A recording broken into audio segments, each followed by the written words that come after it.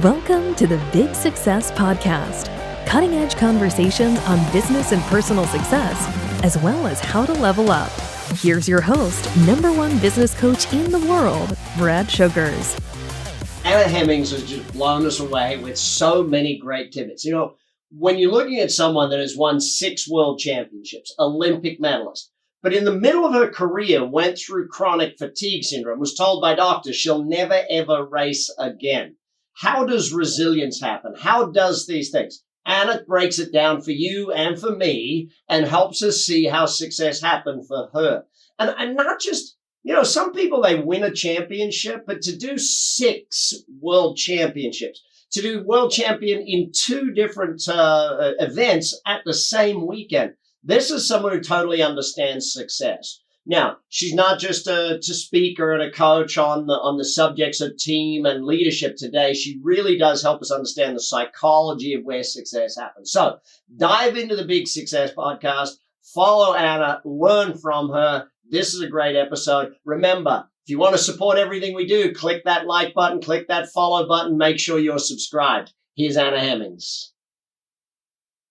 So Anna, first question. What is success to you? Like, how do you define success?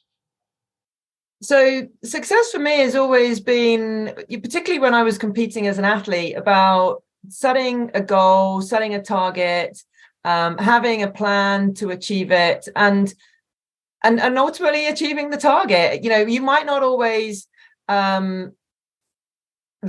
you might not always go according to plan, and you have to be ready to go in a little bit of a zigzag. Sometimes you don't always go from A to B in a straight line, but you have a plan to how you're going to achieve that success, and then success is achieving the goal. Do you think your definition's changed over time? Like, you know, when you're in high competitive mode versus today, do you think it's shifted, or is it still the same? So I guess success when I was an athlete was very clear cut. It was very tangible. Yeah. It was like, you know, the goal is to win the world championships. Did we win? Did we not? Did we achieve success? Did we not? So it was very, very clear cut. I guess in terms of what I do today, success is a little bit different because I don't go out and win gold medals for what I do, or things like that. So it's a little bit different. But I guess success for me, like if I'm going out to do a speaking engagement, then success is about having an impact on the audience, having a really positive impact on the audience, ensuring that people have something that they can take away and apply immediately in their life, that I can inspire them, that I can inspire them to do more, to be more, to transform their mindset. And so it's a little bit less tangible, which makes it a little bit more difficult to define whether you've achieved that success or not. But when I walk away from, if I'm doing a leadership workshop or high performing teams, then, it takes a little bit, it's a little bit longer process, but getting to the end and seeing a shift in behavior, in performance of others. And I think today success for me is much more about other people.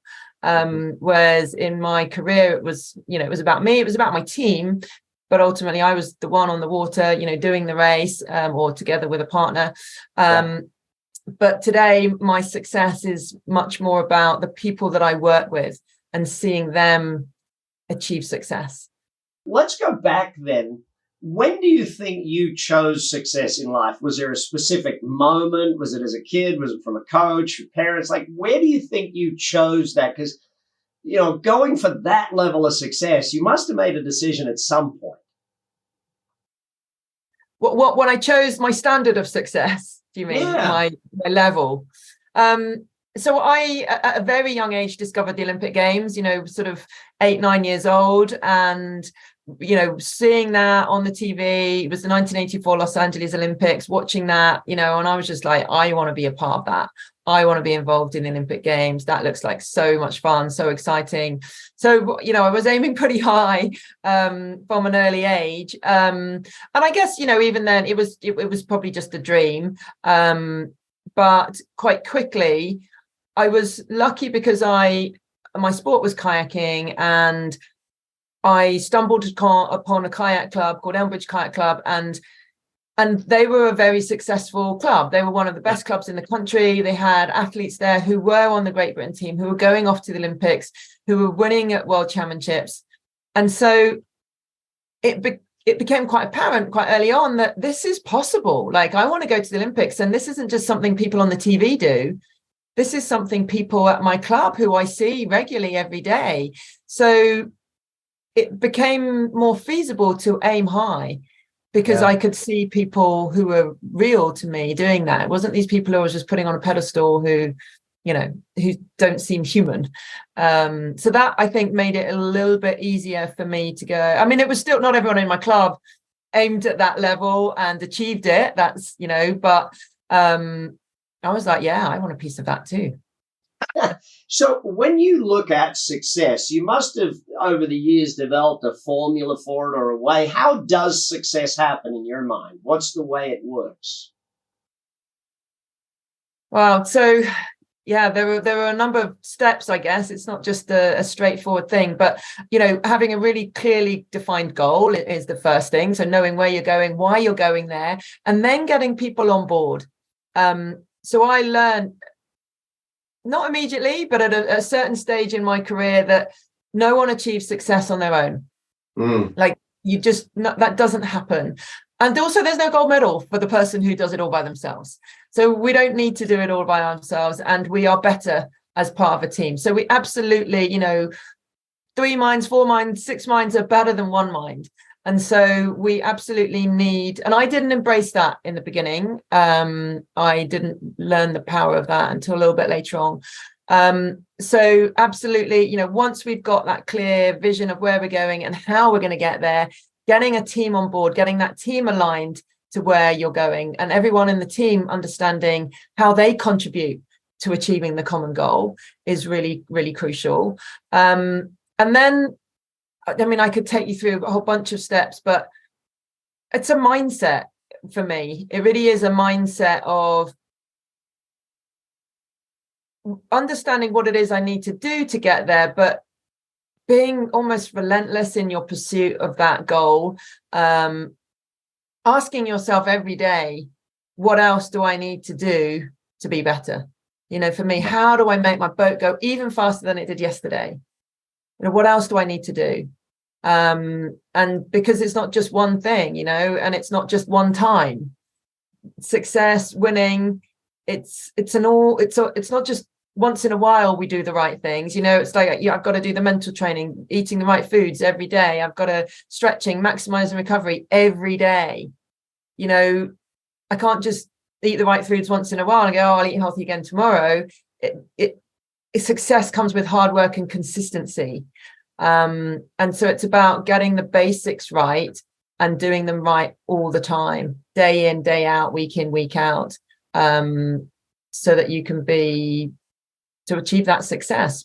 So, let me then flip over, because in your career you didn't win every time. How do you turn failure or losing or coming second or third into success? What's your formula for that? How do you do that?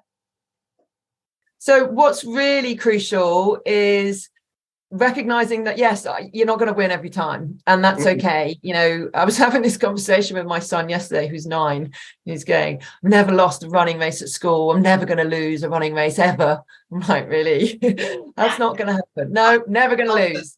Don't you love and I was like, I love your passion for winning, but let's be real here. Let's not be afraid of losing, because that's dangerous. Like, it's great to want to win, and his desire to, like, I'm never going to lose, but that can be dangerous, because then we can be afraid of losing, and then we don't try or don't push ourselves out of our comfort zone to I said to him, if you're winning all the time, then you're probably not challenging yourself, and you need to push yourself harder. And actually, if you're afraid of losing, you won't go for the competition that's too difficult. You won't grow, and you won't push yourself, because you're afraid that he's like, I've got a winning streak, don't want to lose it. So then you don't, you've got to fail. Everyone's going to fail, and that's okay, because that's how we learn to grow. So I think that's the first thing about the mindset of recognizing that it's life. We're going to fail. We're going to mess up. We're going to make mistakes. We're going to lose. But don't make the same mistake twice. Don't lose, and come second. So I won 2 silver medals at the World Championships before I won gold, 2 at the World Cup. But not for the same mistake every time. Yes. And so that's really crucial. And so in order to prevent making the same mistakes every time, or to keep learning, then we have to review. So that was really crucial. Win or lose a race, even when I'm really devastated, together with my team or the people closest to me, we would review and we talk about what happened and why did it happen like that, and what went well and what didn't go well, and what do we need to change? What do we need to do differently? What do we need to keep doing? Because even if it went well, what do we need to keep doing? But what do we need to do differently? So just always reflecting and being honest. Even when I made mistakes, I learned to try not to justify my performance and instead just acknowledge that I'd made some mistakes, that my speed wasn't enough, that I wasn't fast enough, whatever it is. Yeah. Because without that honesty, we cannot learn. We can't understand how do we prevent the same mistakes again. We don't know what we need to change. Yeah. And then the final thing would be recognizing that it's my responsibility. If things go wrong, there's only one person to look at, and that's me. It's not about blaming my coach or sports science guys or whoever it is. There's only one person to look at, and that's myself, and no excuses. And I think that's relevant across the board. All high performers will take responsibility. They own up when they screw up, and then they look for ways to improve. So that's how we learn. I love it. You're on the Big Success Podcast. We're going to take a quick break. We'll be back with the Anna Hemmings, and we're going to get into resilience, gold medal performance. How do we handle adversity and keep that consistency? Join Brad Sugar's Landlord event, and you will quickly see why real estate investing has long been the backbone of serious long-term wealth for so many. That said, so many try and fail at creating wealth because they simply don't learn how. Visit bradsugars.com and attend this program as a standalone or as part of a Brad Sugars' entrepreneurial university. And you're back on the Big Success Podcast. I'm your host, Brad Sugars. This is Anna Hemmings' moment. Oh my God, so many great championships, so many gold medals. How do you get that mindset for high performance, Emma? The mindset for high performance, as I mentioned before, does begin with that attitude of, what else can I do better? And I think it's this constant desire to improve. For me, I had this little acronym, CANI, constant never-ending improvement. That was what I was always striving for. And it was about, and particularly I think when you've already achieved the goal, when you're already winning, when you're already number one, that mindset of, what else do I need to do? How can I keep improving? How can I keep exploring boundaries? How can I keep innovating, going out of my comfort zone? Because no matter how exceptional you are, we can always improve. And so I think that's the mindset that, making sure that everyone around you is constantly curious, looking for new ways to improve. The path to continued success lies in the realization that there's always more to learn. There's always room for improvement. And I think learning is how we improve. So, always being open to learning, always being open to finding new and better ways. Yes, we might have a strategy for success that worked once, but it doesn't mean we need to just replicate the same thing again. So a bit like I talked about, in the review, but just constantly being open to other ways of doing things. And then I would add to that, breaking down the key parts of the performance. So it's never usually one massive thing that makes the difference. Mm-hmm. It's often lots of small things. And so, we looked at the physical training, obviously, on the water, off the water, the strength and conditioning. We looked at nutrition, we looked at sleep and recovery and technology. And, so all of these things added together can help make improvements. So it was about what are the small improvements I can make in each of those areas. So that constant desire to improve. And I think that's what drove me. I loved the sense of improvement every day, to feel like, yeah, I'm pushing myself harder and harder, and I can see the improvement, and I love that sense of achievement, I guess, in improving it. Obviously at the end of the day, it's about competing against other people, but every day in training, it was about how can I get just that little bit better every day. And that's what drove me. So is that sort of the fundamental of the consistency factor in there? Yes. Yeah. So absolutely. It's about every day looking at, as I said, the nutrition, every day looking at, am I giving 100% in training every day? Am I really finishing every rep in the gym every day? So it really is, high performance comes with consistent behavior, consistent messages to your team, consistent attitude, consistent mindset. Absolutely. Consistency. So you stayed at the top of your game for a long time, multiple Olympics, How do you handle the adversity, and what's the key to resilience? How do we succeed at being resilient through all of that and staying at the top of the game for a long time? So I think some of the things that we've discussed already are what help you to stay performing at that highest level: the consistency, the attitude, the mindset, the seeking constant improvement. Those things are key.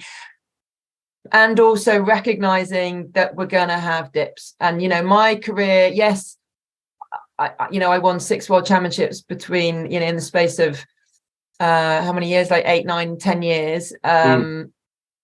But I also had some big down points. It was a bit of a roller coaster. And I think we have to recognize that that's going to happen. Life, we hit bumps in the road, we hit challenges, we fail, we hit rock bottom, we pick ourselves up. So the sustaining that, not just the high level, but the ability to have a longevity, I should say. It's about resilience. It's about the ability to bounce back when things have gone wrong, setbacks, failures, whatever that might be, and knowing that that's part of the journey. What's your then? How did you, Anna, get, like, when you go through those down periods, what's the way you get your head back in the game? What's the way you do that? What's your thoughts on that? So one of the things that I talk about a lot is controlling the controllables.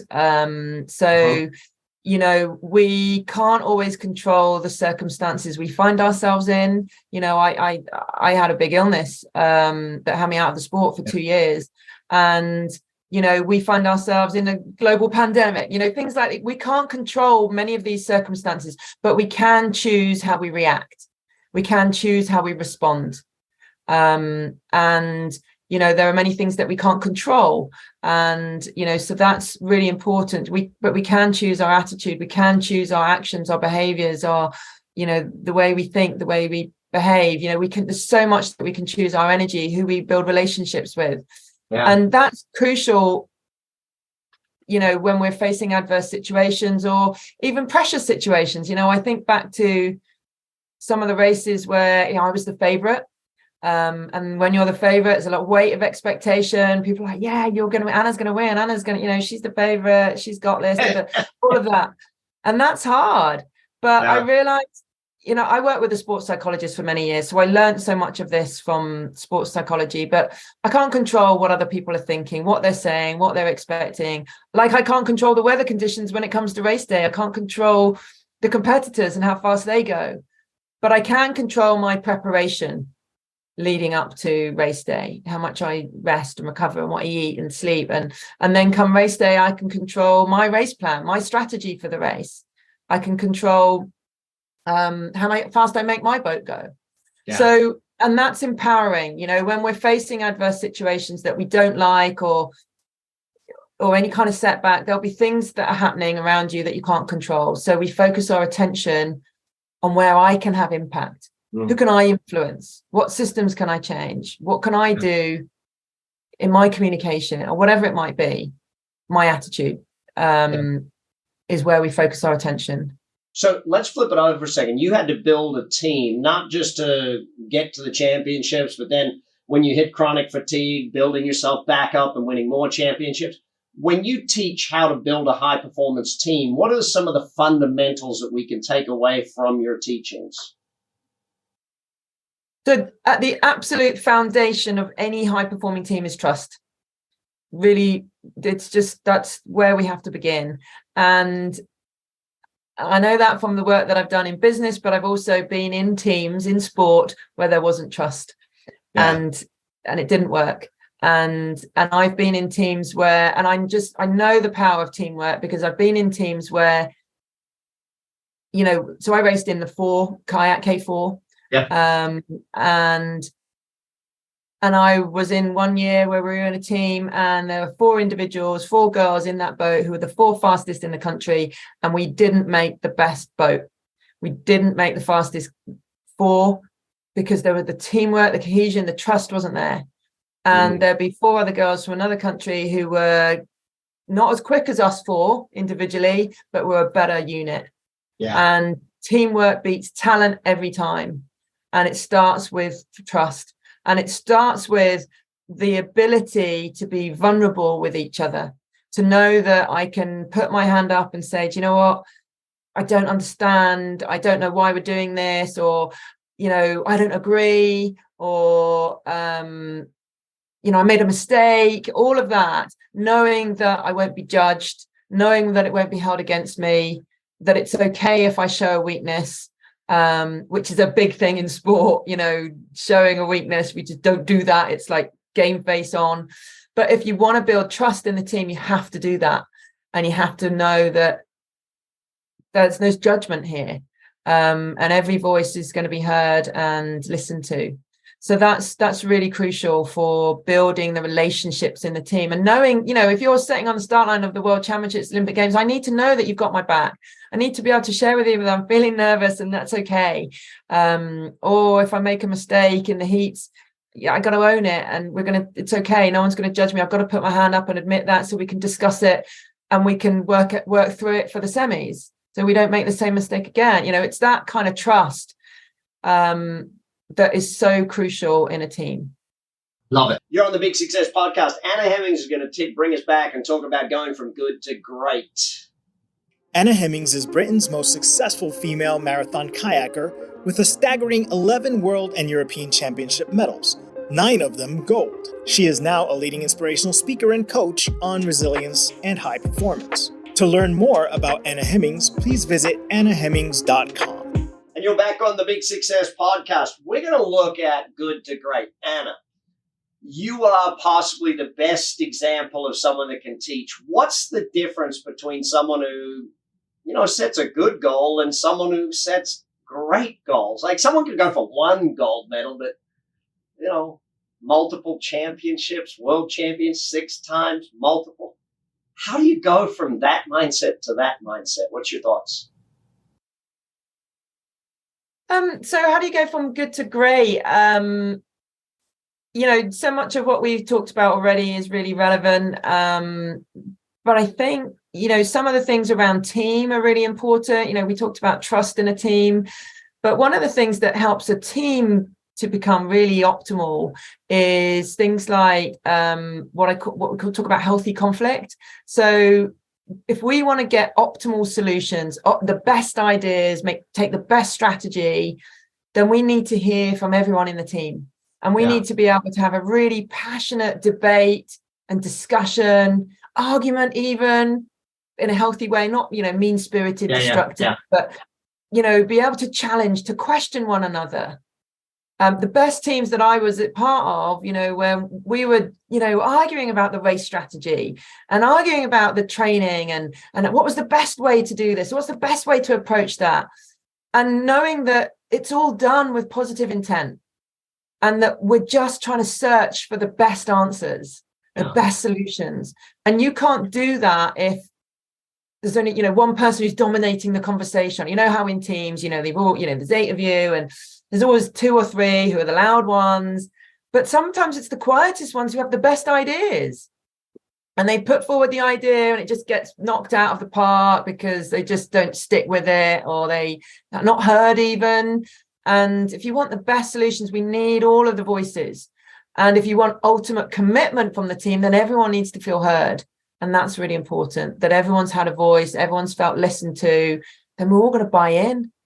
So that's really crucial. I want to ask you direct. Most people would be, happy with one world championship or one gold medal. What did it take for you to set the goal of massive numbers, of doing it year after year after year? How do you think differently to a lot of other people? So I never started out at the beginning with the intention of winning 6 gold medals. I started out with the intention of 1, and I wanted to become an Olympian. I wanted to win medals at the Olympics, which I didn't. My world championship discipline was different to my Olympic discipline. But I wanted to become Olympian. I wanted to win I wanted to be world champion. And it's not until you've won 1, and then even when you've won 1, you don't go, oh, right, I've won 1, I'm going to win 6 now. It's almost like, okay, I've won 1, I'm going to win again next year. Okay, let's win again next year.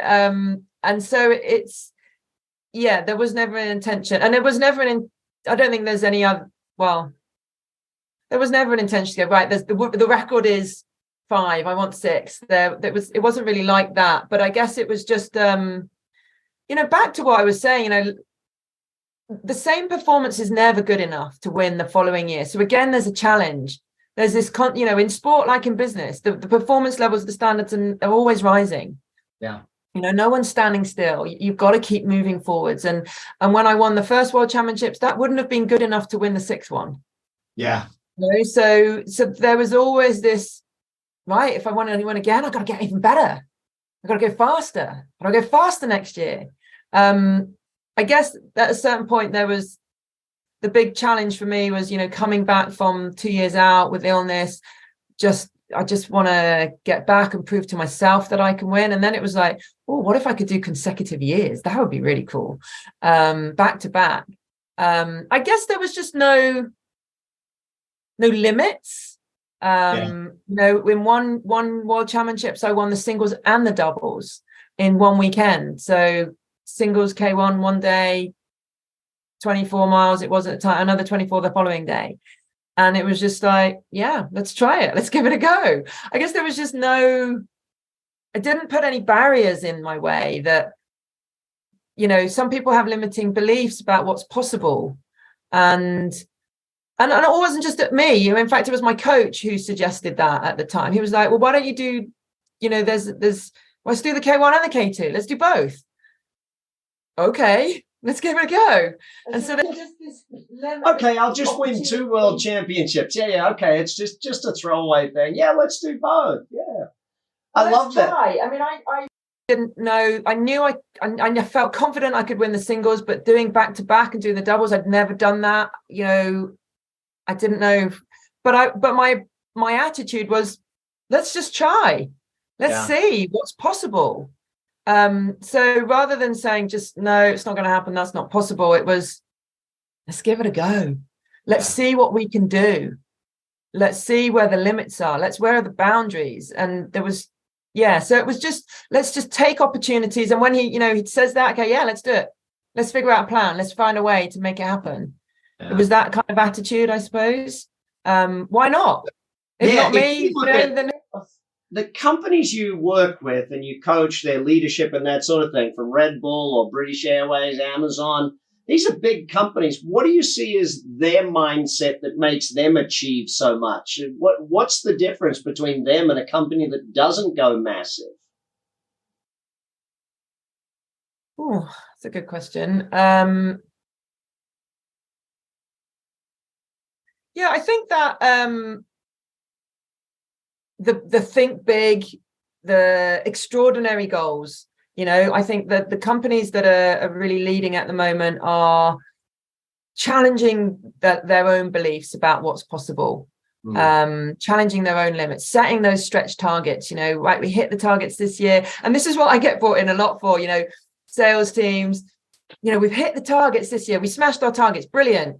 Now they've stretched the targets again, they're raising the bar. How do we do that? Because that's what I had to do, right? Year after year, raise the bar. So how do we do that? And so it's the companies that are prepared to who also recognize that we don't want to just hit the target, we want to smash the target. Because a lot of the time I worked with a company recently and they're like, yeah, we just about made it to the target. But I feel like if we just about made it, what if we'd made it a bigger target? We probably would have hit that. So the ones that are stretching themselves all the time, believing that there's more in the tank. And the companies that are doing really well are the ones that are doing training for their teams. Yeah. The ones that are recognizing that this stuff doesn't just happen by magic. They're bringing in the speakers, they're bringing in the coaches, the leadership development, the team development. They're recognizing that is how we need to develop our people. As much as we need to develop our products, we need to develop our people, because it's our people who drive this. And if our people are not high, a great team is made of great individuals. So every individual needs to be working at an optimal level. And the best organizations recognize that we need the best teams to drive forward our organization. We need the best leaders. And so I think that's a big factor in the ones who are succeeding, excelling. So let's dive into a quick fire round. Just some quick ones. How do we succeed at health? At health? Yeah. How we see that? We need to prioritize it. I think that's the first thing. Not everyone prioritizes their health, and we cannot perform without our health. And I learned that the hard way. So we absolutely need to prioritize our health. And it's easy, when you're on the treadmill of life and work and you've got these relentless goals that you're trying to pursue, that we just, let health slip to the side. But if you want to be, I've been doing a lot of work with the NHS recently, and doctors, surgeons, consultants, registrars, and I'm saying to them, they're very much all about serving others. And I'm saying to them, listen, if you want to serve your patients, if you want to be in surgery and you want to make great decisions, you also need to take care of yourself. You need to be on it. You need to be focused. You need to be alert. You need to make sure you get breaks, take rest, eat, do all of those, which is so hard for them because their shifts are just relentless. But we were talking about finding ways to prioritize that. It should be non-negotiable if you want to be at your best. So managing energy, managing health is crucial. Prioritize it. You succeed at self-development, growing yourself. Again, recognize that it's important. Find coaches around you, trainers, people who you can learn from. Be reading, that constant curiosity to learn, to develop, recognizing that there's always more to learn. How do we succeed at it though? Yeah, I think one-to-one coaching, I would say that I'm coach. We can do a lot of self-development, but I think we also need to see our blind spots. We need to have people there to challenge us, to support us and challenge us, to help us with those limiting beliefs, to help us just to have that space to think out loud, Yeah. So I think it's so crucial that, I would never have got to where I did in my sport without a coach, without a team of people supporting me, helping me develop. So, yeah. Final question. What's the best advice you ever got, or the best quote you ever heard on the subject of success? A big one. What's the best advice on the subject of success?